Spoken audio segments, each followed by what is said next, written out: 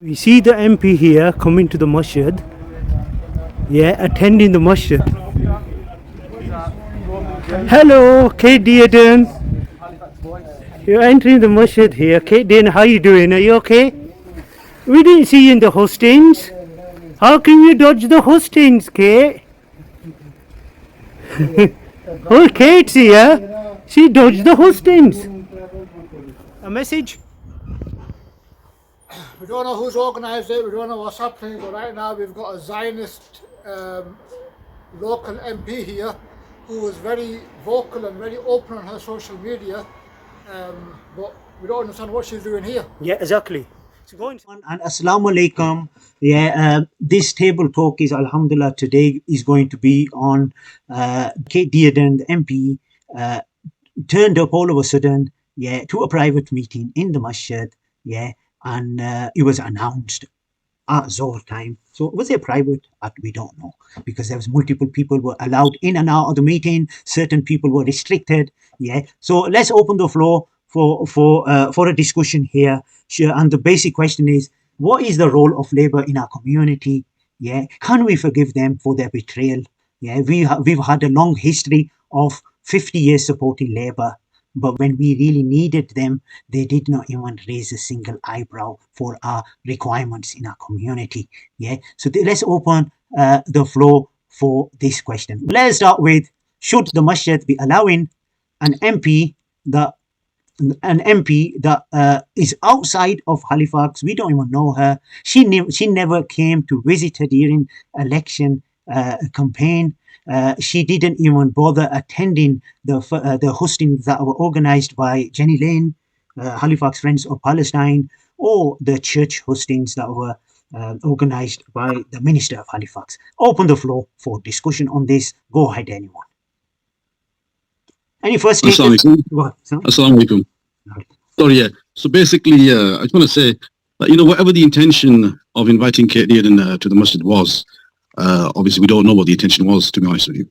But what it's done is created a lot of uncertainty in the community, because now the community is left thinking, hold on, right? What is the masjid committee doing by inviting Kate Dearden to the masjid?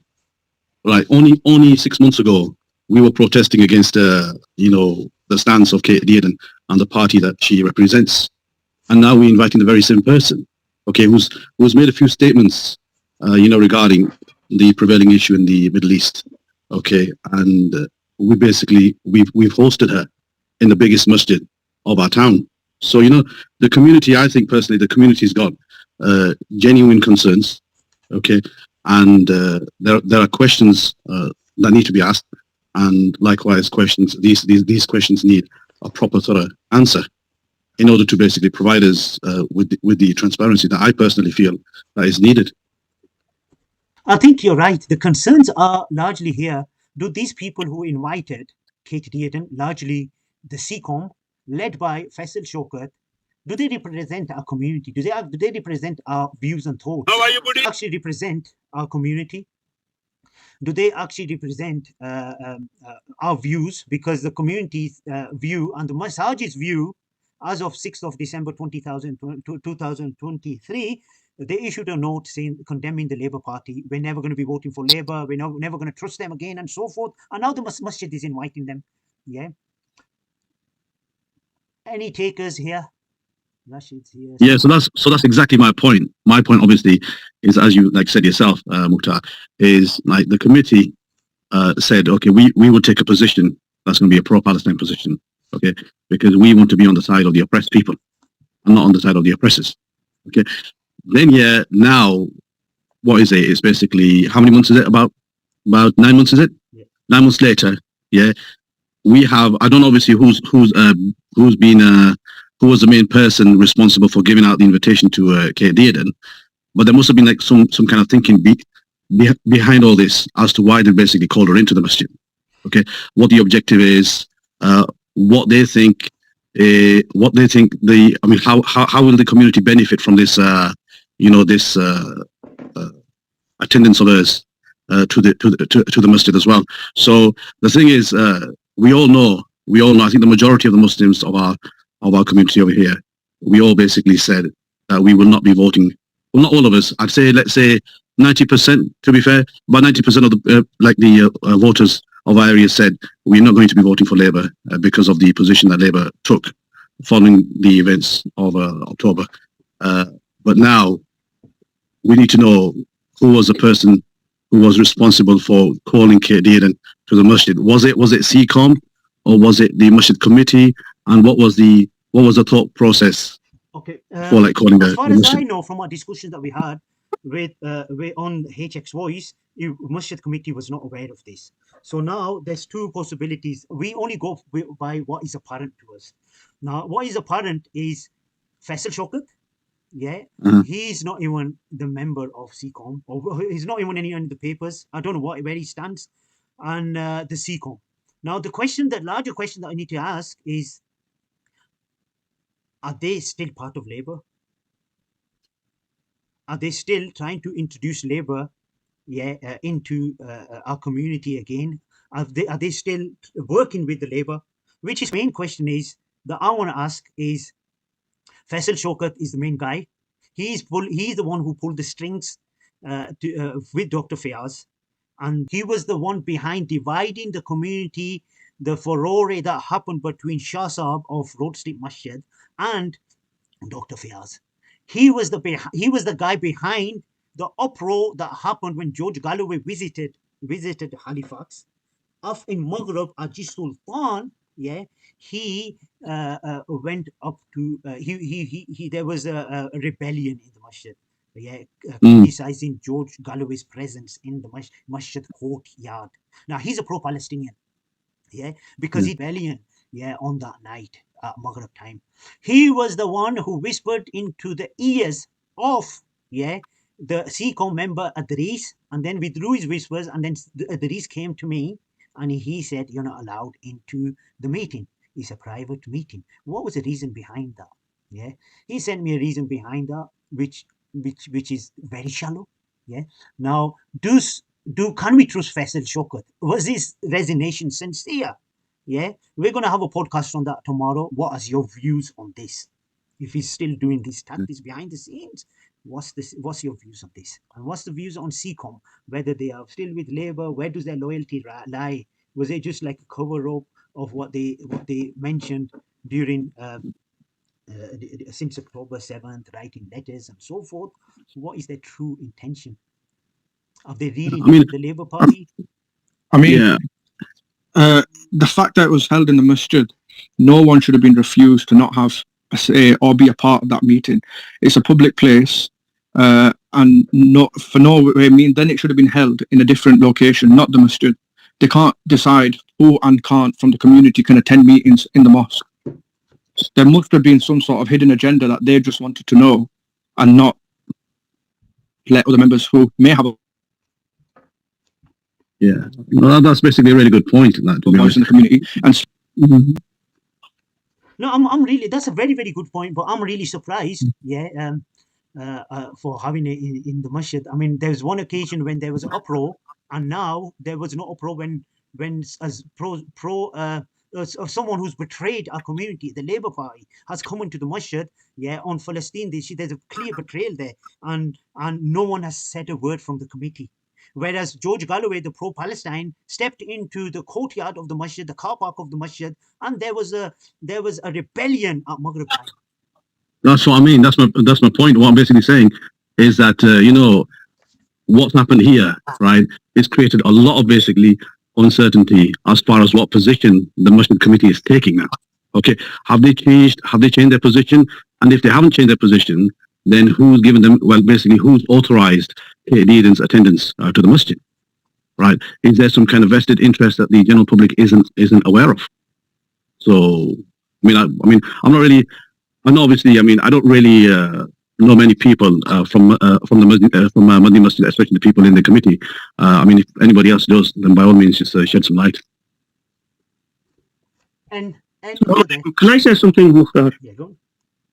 Assalamu alaikum, everybody. Walaikum salam. Right. What we need to look at here is right that the masjid belongs to Allah. It's the house of Allah in the sense that Allah does not live in there. We go in there to worship Allah. It's dedicated to His worship. Okay. Now the way the structure is run there is that you've got a certain group of people that run it called the management committee. Now, apparently the management committee didn't know about this. So there's a concern here. How come somebody come along and organize such a meeting in such a delicate, important venue in the community and not everybody know about it? Now, if these guys wanted to have a meeting, right, which they did, but then again, they restricted people from entering into the meeting room apparently, because Faisal, he sent me a text saying, when Mukhtar was outside, and he sent me a text saying he's not stopped from coming into the masjid, just into the meeting, right? So if that's the case, right, then why did they come to the masjid? They could have taken that meeting anywhere in somebody's front room, in a restaurant, whatever, community centre, whatever. And if it was a closed meeting, why bring it to a public place? Okay, so this now raises concerns. Like one of the concerns is the sincerity of whoever organised that meeting. What was the agenda? Are they trying to butter somebody up for their own political gains further down the line? There's a lot of questions here. But I think the question ultimately we need to ask is why Mukhtar was not allowed in that meeting. I think I can answer that question. They simply don't like him, and they see him as a threat. And they see, this is my personal opinion, that they see him as a threat in the sense that he's going to expose what they're doing, because these people have self-appointed themselves as community leaders. Now, I'm not saying Mukhtar has done that. He's not a community leader. He just runs a platform, HX Voice. Okay, so at the end of the day, right, I don't think we'll ever know what was the purpose behind it. But I think what a lot of people have become angry about is the double standards. Like was mentioned about, we had Galloway, but then again, Galloway was invited by his candidate. He didn't know that he wasn't allowed there. He thought everything was fine. Now, if you're going to kick off with that, right, then you've got to be fair. And the other thing is going back. Remember this, at the end of the day, we are Muslims and we follow Islam. Okay, and this is what I saw when Mukhtar sent me the video on the platform, and I'm sure you guys saw it as well. You saw a lady who's not correctly dressed to go inside the masjid. Okay, yeah. This is a place of worship, and this lady should have respected where she was. Now, when Margaret Thatcher was Prime Minister, when she used to go to the Muslim countries, she used to wear such clothing that would cover her body, and she would actually cover her hair with a scarf as well. And this is one of the most right-wing Prime Ministers Britain has known. Okay, so you can see the respect there. This lady either was not aware or was not told, and really she should have made more of an effort. And I think this, again, stuff like this people are seeing, and this is angering them. I'll leave it there if you don't mind. Thank you. Yeah, so even though she may not have been aware, there were other members there who would possibly invite her who do know how to respect them. Exactly. And ultimately, they should have implemented something. They could have got her a cover up. They could have got a scarf. It's not hard for her just to show respect to the mosque. They ultimately had a duty for her. Fair enough, she doesn't believe in Islam, so for her, we can kind of let that slide. But the Muslims that were there involved in that meeting should have implemented some respectfully dressed to enter a masjid. In my opinion, right, that goes back down to this so-called organization, the Calderdale Council of MOSQUES, who should be portraying not only, if they claim they're representing our masjids, then they should be passing that message on to people that this is the dress attire that you need to be wearing when you come to the masjid for this meeting. And if you ask me, right, what they've done is, right, this is my opinion, so it's not an allegation or an accusation, but this is my opinion. Holly Lynch, right, stood up against Palestine. So now, right, so they've alienated themselves in a way, which we've done, because we should always stick up for the bigger picture, which was Palestine. And we did right not to vote for Holly Lynch. We needed to send a message out, and alhamdulillah, we've done that. In my opinion, what they've done now is these certain individuals, they thought, right, how do we get back into the limelight? How do we show the MP, the leader of the police, for example, who we are? And therefore, let's go under the banner of Calderdale Council of MOSQUES. And there they are. So they've gone in as directors. If you go onto the website of the government, they're not representatives, they're not committees. If you look in Bradford Council of Mosques registered charity, Rochdale Council of Mosques registered charity, they're directors. They're not, they're not accountable to anyone. They can do what they like, and that's what they've done. They've done what they like. And when you're a charity, whether it's Madani Masjid or any Hadith Masjid or any masjid in Halifax or other towns, if you're a charity, you are accountable to the people the public or the people you serve. When you're a limited company, as long as you're not breaking any rules of, whatever the limited company rules are, masjid can't turn around and say, right, we don't want the guy to be a director. They get lost. And that's what it is. And this meeting that they had, I think it's a cover-up. My personal opinion is to cover up. When I rang up one of the CCOM members, I was told this is CCOM only meeting. CCOM only meeting. Now, the backfire I'm getting from that is that they're saying is, well, you should have asked whether you want to attend or not. I said, no, you normally have CCOM meetings, which are normal meetings. Because this was not a normal meeting, you should have known why I was ringing up. You should have said to me, this is so such and such is turning up, because when you've got half of organizations from Halifax turning up, it doesn't remain a normal CCOM meeting.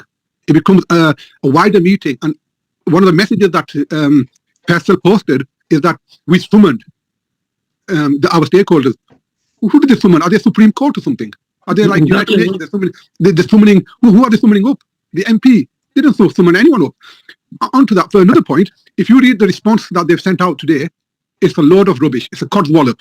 Does that statement make you any safer than you were a week ago? No, it's exactly the same. Nothing. They've not said what the plans are. They've not said if EDL decide to have a protest, we will block it. They've not said anything which is going to be productive for the masjids. The masjid is now safe. LAD's masjid is now safe. We've got extra police or Bobby's on the beach now. Nothing. Just to show who they were, so that they can be coming to the picture of Kate Dearden, and that's what they've done. Yeah, can I just basically say something here? So, right, just give me some background to this. So CCOM is not a charity, you say. So it's like a limited company. Okay, so if it's a limited company, on what basis is that company inviting Kate Dearden to the masjid then? It's then a business, isn't it? It's registered as a business. If it's a company, because like for example, if I've got a limited company, the only reason I would be inviting somebody, if I had like some kind of vested interest in that. Yes. Understand?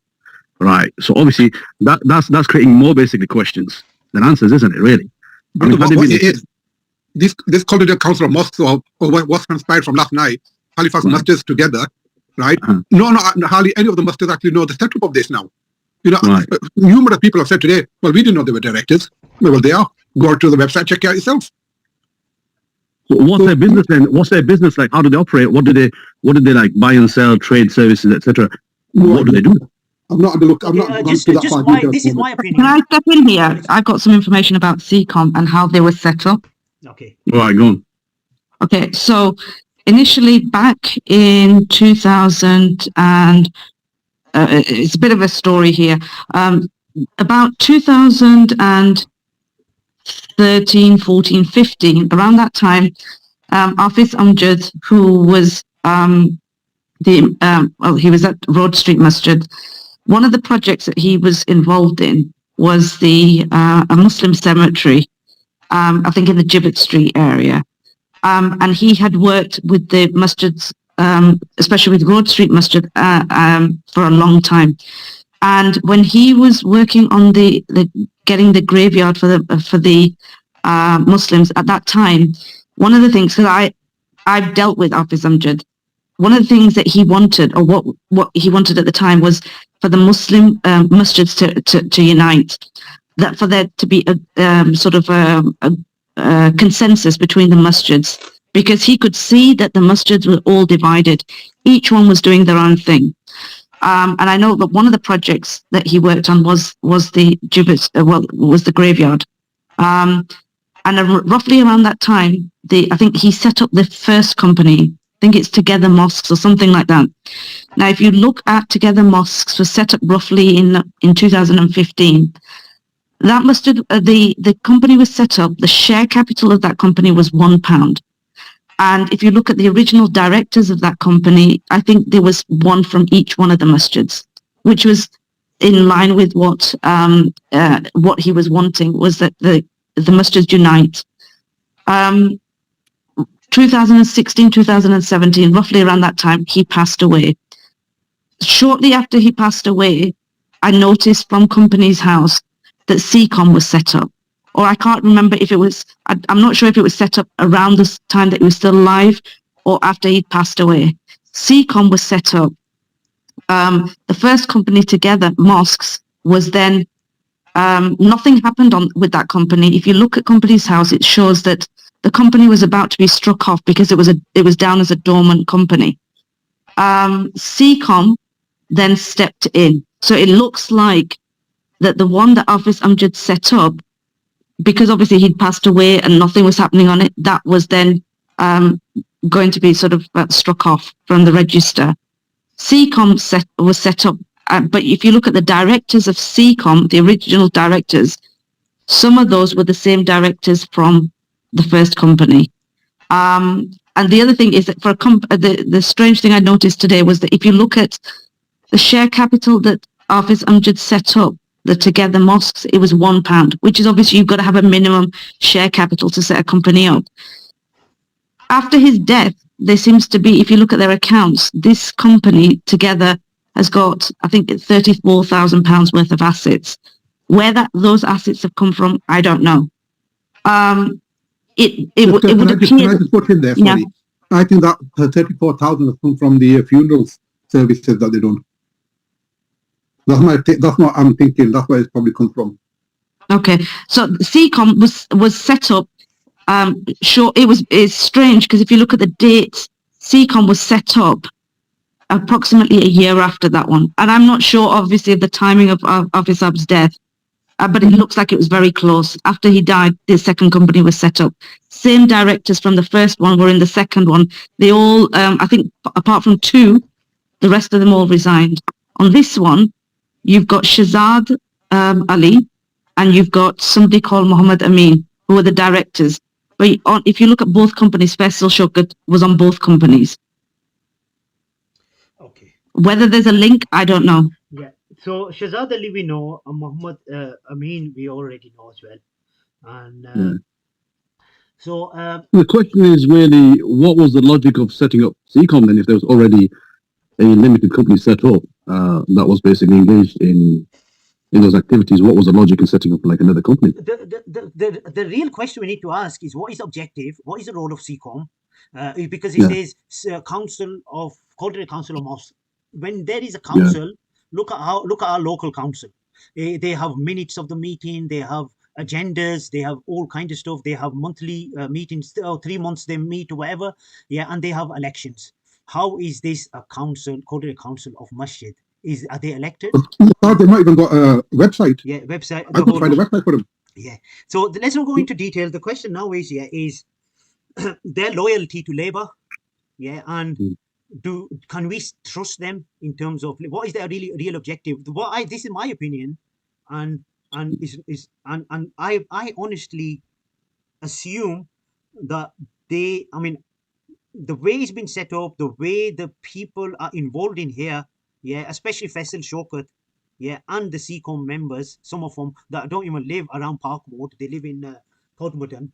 I think they've got a political motive here, and that is to muscle in and control the masjid. Because if you look at Ibn Khaldun's Muqaddamah, the introduction to history, and he mentions, he's a historian. He mentioned in his book that the hub or the central place of the Muslim community is the masjid.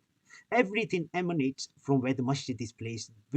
All the people, the housings, the welfare, the whole lot, and the community grows from the masjid. That's why we have house prices so high around the masjid area.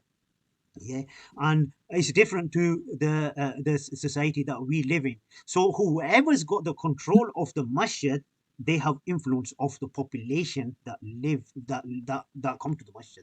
So what is their interest in here? What is Faisal Shaukat's interest? Apart from politics and gaining influence, we know, and he's said several times to me that people used to bully me when I was a kid.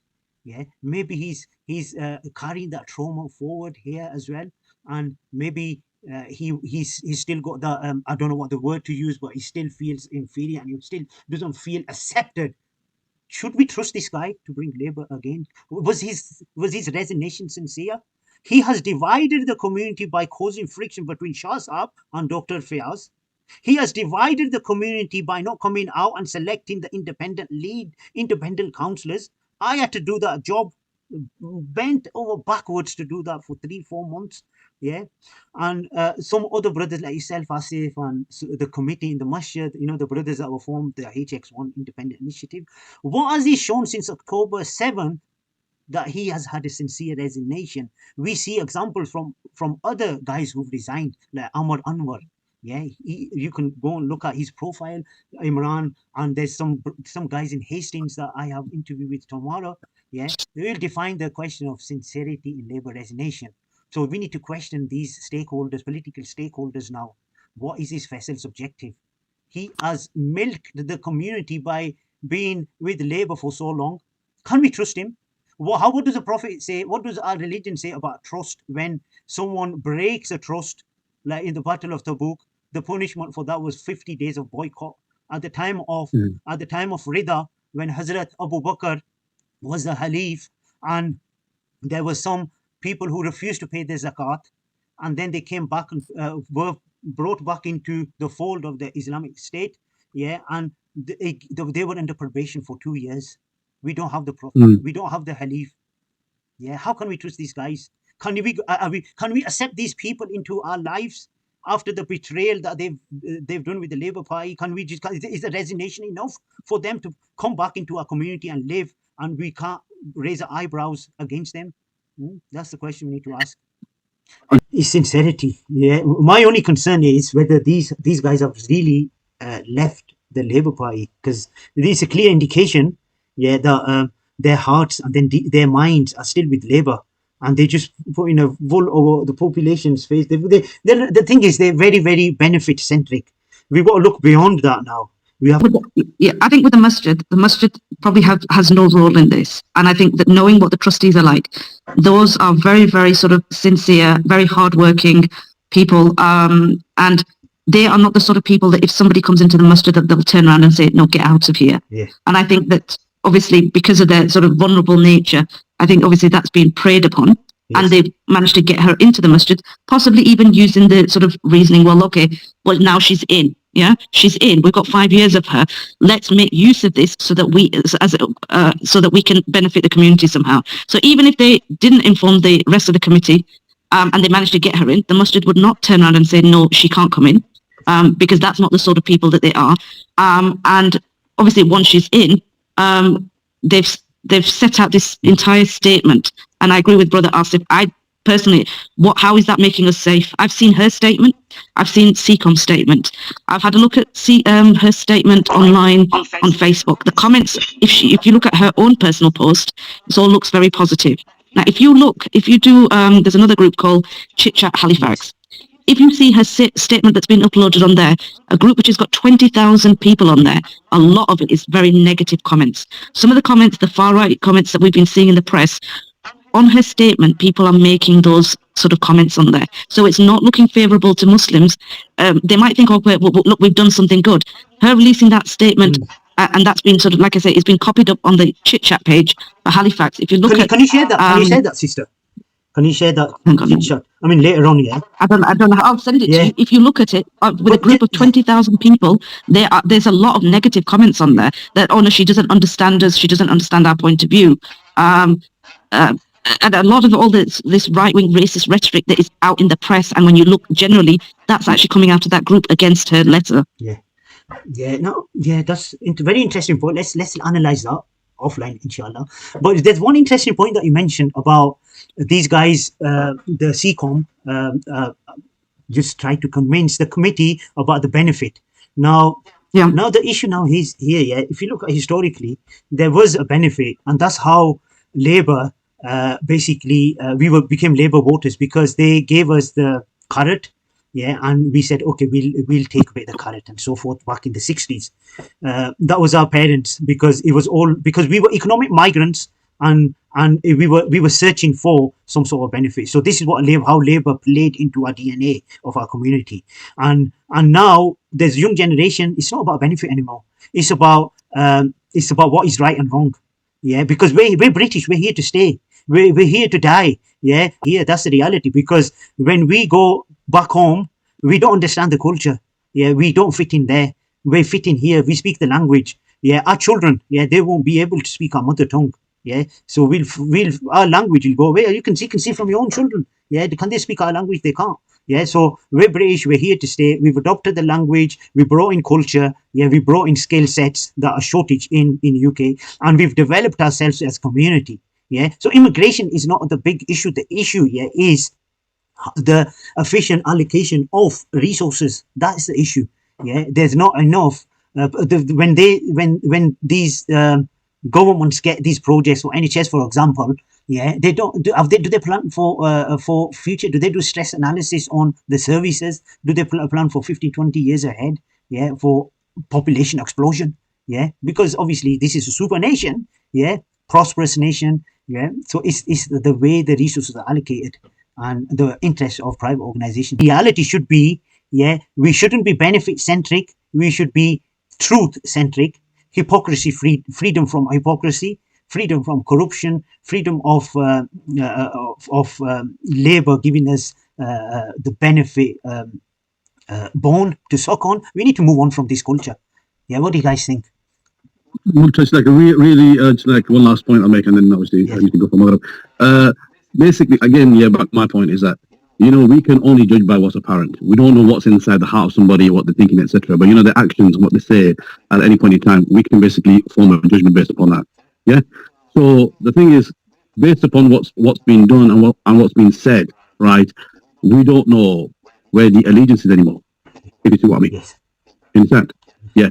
So now, yeah, basically the question is, and this is for the people, right, to answer those people who actually invited Kate Dearden, right, to the masjid to come forward, okay, and clarify to the community as to what was the main reason, what was the objective in basically inviting her back into the community when the community decided, right, we don't want Labour here anymore, yeah, and we all basically got together and we voted on it very strategically as well in order to ensure that Labour doesn't come back in here, okay, and then despite doing all that, and then guess what, we get the Labour MP back into our main central masjid, right, that's basically making the community look like absolute jokers.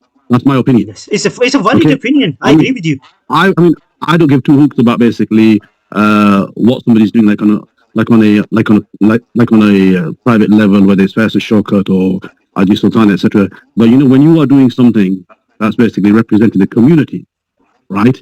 Then yeah, you need to be able to come forward and clarify to the community when the community's got some questions. And I think the community in this instance has got some legitimate questions that need to be answered. Yeah, and Right? Come forward, yeah, and tell the community what your objective was in inviting Kate Dearden back in. What is it that's made you think that we need to realign with Labour? Because if that is not the case, then why would you invite her back in? I don't understand it. yeah, absolutely valid point. And another point is, based carrying on from here, can we trust these individuals? Can we trust CCOM? Can we trust Faisal Shaukat? Well, I think first and foremost they need to come out and clarify to people, exactly why they've done what they've done, and then then the community can make their decision whether moving forward, whether they can trust these individuals or not. To be honest with you, but I think Because shall I tell you something? That's a good point. Let it happen, but I'll tell you what will happen. I mean, this is my opinion. I mean, the way I perceive it is they're very good with their words. They'll have a reason to win back the community. They're politicians. Can I say something, Mukhtar, please? This is my personal opinion, like you said. What I think has happened is that, with this threat of the far right threatening to smash up masjids, what's happened is that this situation has arisen and certain people have taken advantage of this situation to benefit themselves. And that's what we need, and that's what we need transparency on, and that's what we need clarification on. We need to know exactly, right? Where are the minutes of the meeting? Have they been released? Who was in attendance in that meeting as well? We don't know. Give a list of the attendees. If you read right at the bottom of the paragraph, there's a complete list of all the people that were supposed to have been there. Yeah, I mean, And minutes of the meeting, attendance.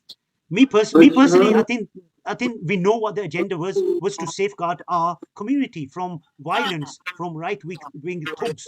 Yeah, and is there a reason for an MP to sort this out, or is it a policing activity? Is it a policing job? Me personally, I think, it should be the councillors who should be arranging it with the police, because remember, we have a system here called the separation of duties.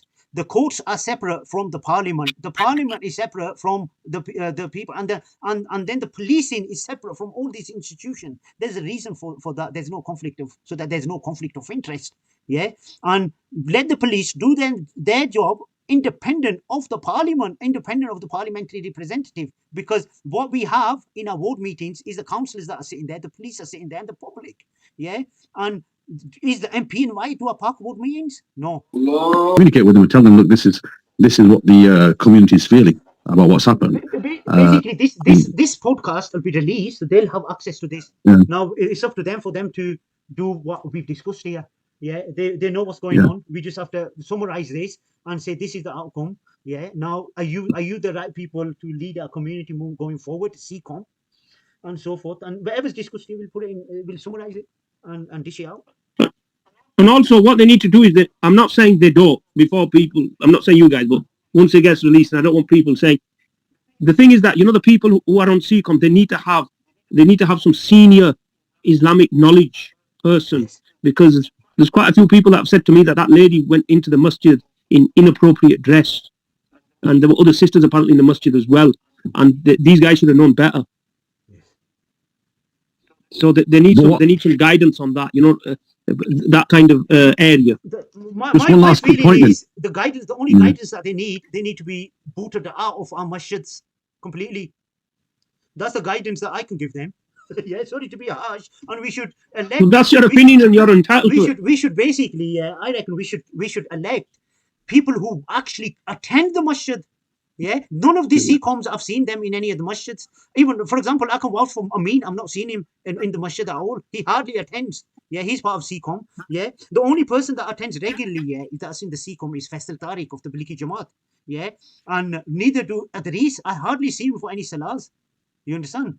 And then you got Manir and all these guys. I don't even see them. The committee is the same. Yeah, I reckon they should be wiped clean. A new representative of the Council of Mosques should be elected that are loyal to our center of our community, and that is our masajids. Yeah, and that should. And just to clarify, you don't want that role, do you? No, brother. I don't want any roles. Yeah, because it's a big responsibility. Because I'll tell you straight, brother. Yeah, when someone asks for a particular role, the hadith says he's the worst person to give that role.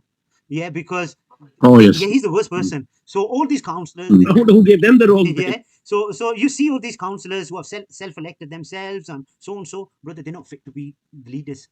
Yeah, they're not setting any example at all by attending the institution that they are responsible for.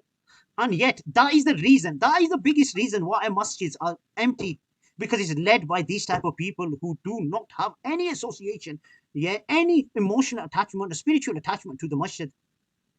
Yeah, and by that I mean, not only believing in a heart, but showing it by your actions, by attending the masjid. We attend, our employments on time. What's the difference here? This is you. If you want to become a millionaire, attend the masjid, because we don't know what the reward is when the angels are there recording your attendance of Fajr and Asr. You understand? Yeah, we don't know what the reward is. And only Allah knows what it is. And if you want we can cut it down, but it's Maghrib time, so do you want to wrap it up? I think that's it. Alhamdulillah, I'll publish this. Now, sister, do you want any final say before we go? I think there's just 2 points. The first one is that obviously the question that who is, in terms of CCOM, can they justify themselves? And then moving forward, if you're saying that CCOM is not suitable for representing our community, and I think that possibly that going back to Hafiz Amjad's original model, where you've not got money, or you've not got power, you've not got status, and you've got one person from each masjid that can actually make that contribution, somebody who is a regular at that masjid. And I think that his idea was good to bring the community together. But I think that with these other sort of companies that have been set up, we don't know who they are, we don't know what their motivations are. If it's genuinely to bring the community, to bring the masjids together, to get them to sit at the table, to sort issues out, fine. But I think the major issue from today is what was CCOM's motivation to bring the MP into the meeting. Also, do you think, it's worthwhile? Like people who are basically like leading CCOM, they shouldn't be affiliated with any political group. Yes, that's a very good point. There should be a separation between politics and the masjid, CCOM, and organization. Yeah. This is what we know from the institution of our countries. There's a separation of courts with the parliament for accountability. Yeah, there's no bias in there. Same thing. Because then obviously they would also be protected from any allegation of like being inclined towards parties and making certain statements and doing certain things as well. So that's going to be a safeguard for them as well, isn't it? Really? Yeah, definitely. Right. So it's like a no-brainer, really, isn't it? To be honest with you. Yeah. That would be called a conflict of interest. They would be protected from a conflict of interest. Absolutely, yeah. Separation of concerns, conflict of interest. So that might be, I mean, that might be a good idea. I mean, just basically propose to them, like, you know, the leaders of the CCOM, they can't be anybody who's involved in politics, really. Yeah. Should it be named as Council of Calderdale Council of MOSQUES? Yeah, if it's a council of masjid, then we need a proper structure. Like we have the council, local council, a general election. How often should the election? Yeah. Should they be set up as a charity then instead, Yes, exactly. not a limited company? Because you've got greater statutory regulation for a charity than you do for the a limited Halifax company. Together Mosques. That was a perfect name. Why is it become Yeah. Council of Community Masjid? Are they trying to follow a council type of model? Then there's some sort of political agenda here, yeah, which we're not aware of. Well, I don't know about political agenda, but I just think it's too close in terms of timing. The first one stopped operating, obviously, because of Office Up, and then the second one just set up. Why would you need to set up a second one if you're doing the same job? I'll tell you straight. That's my point, yeah. Childhood That's friend, my yeah, point. and we grew up together. Yeah, I mean, from in primary school, infants, secondary school, yeah, we were together. Yeah, I'll tell you straight. He would not, if he was here, yeah, he would not. He would have a different view to what the Council of Mosques are doing today. Yeah, no political affiliation, purely for worship of Allah. Yeah, and he'd set a structure up that is conducive to our values, together with assimilation with the wider population, so that we can become truly British. Well, I think that's what it really should be about, isn't it? I mean, obviously, having some kind of organization that's propagating, you know, Islam, like in a positive way, and obviously, like doing something positive for the community, like, you know, the community, the community food banks, and these kind of initiatives as well. Okay, I think we're getting a bit late for us, namaz and pray. So anyway, make the the community for our safeguarding, make us strong against the oppressors, against the racist, and make us strong in our voice. Yeah, against oppression. Assalamu alaikum. Assalamu alaikum. Bye. Okay, Assalamu alaikum. Okay, muchas gracias.